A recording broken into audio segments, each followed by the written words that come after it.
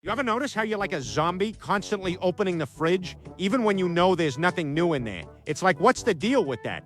Well, it's because of this thing called variable reward schedule, which is like a slot machine for your brain. Sometimes you get a reward, sometimes you don't, but you keep coming back for more.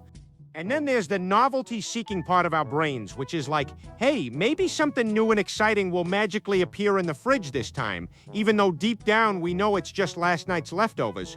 So, to sum it up, our brains are basically wired to be fridge-obsessed thanks to a mix of variable rewards and novelty-seeking. It's like, oh yeah, I'm a genius, I'll just check the fridge again, and maybe, just maybe, I'll find that leftover pizza from 3 days ago.